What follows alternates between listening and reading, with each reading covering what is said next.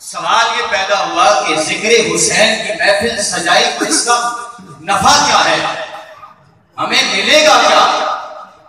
تو اس پر دلیل یہ ہے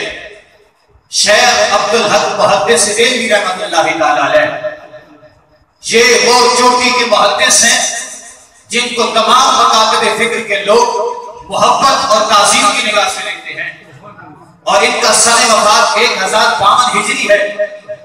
آپ فرماتے ہیں مدارج النبوت کے اندر، کہتے ہیں کہ لوگوں سنو، خراسان کے بادشاہ کا جب انتقال ہوا، وقت کے ولی نے، رب کے محبوب بندے نے اس کو خواب میں دیکھا۔ جب خواب میں دیکھا تو خراسان کا بادشاہ جنت میں ٹہل رہا تھا، جنت میں سیر کر رہا تھا، تو وقت کے ولی نے،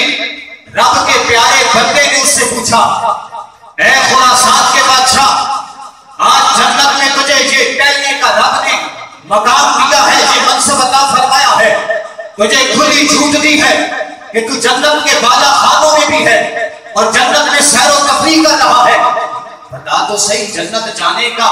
یہ سیر کرنے کا سبب کون سا عمل بنا؟ تو وہ خراسان کا بادشاہ کہنے لگا، اے اللہ کے ولی سن، دراصل ایک دن میں اپنے گھر میں اکیلا بیٹھا تھا، پاس کوئی نہیں تھا، بس میرے تصورات اور خیالات میں ذکر حسین آ گیا، کربلا کا میدان آ گیا، امام علی مقام کے شہادت کے حالات و واقعات میرے تصورات میں آ گئے، اور میں نے دل ہی دل میں چند لمحوں کے لیے سوچا کہ کاش میں اس وقت پیدا ہوا ہوگا تو میں بھی حضور کے نواسے کے آگے کھڑے ہو کر اپنی جان کو قربان کر دیتا، میں بھی حضور کے نواسے کے آگے کھڑے ہو کر اپنی جان کا نذرانہ پیش کر دیتا۔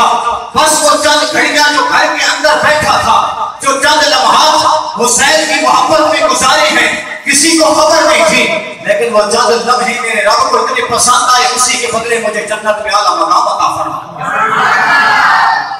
اور یہ کون بندہ بات کر رہا ہے؟ یہ کوئی نارمل لطو خیرہ بندہ نہیں ہے، شیخ عبدالحق محدث دہلوی وہ آدمی ہے جس کے بارے میں دوسرے دھڑے کا بڑا مضبوط آدمی ہے عالم دین اشرف علی تھانوی نے لکھا ہے کہ شیخ عبدالحق محدث دہلوی اتنی اتھینٹک شخصیت ہے اور اتنی وہ حضوری والی ہستی ہے کہ چاہے تو جاگتی آنکھوں سے محمد عربی کا دیدار کر لیں، چاہے تو خواب کے اندر حضور کا دیدار کر لیں۔ اتنے پکے بندے نے یہ بات کی ہے، تو جو چند لمحوں کے لیے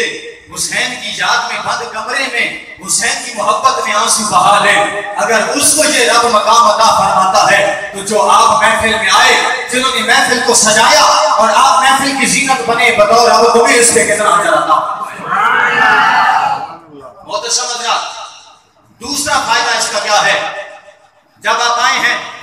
یقیناً اس محفل سے پہلے جب ابتدا ہوئی، آغاز ہوا، تو آپ نے قرآن کی تلاوت بھی سنی ہوگی، تلاوت کرنے والوں نے تلاوت کی بھی ہوگی، اس کے بعد حضور کی ثنا خوانی بھی ہوئی، ابھی باعث و نصیحت ہو رہا ہے، درس و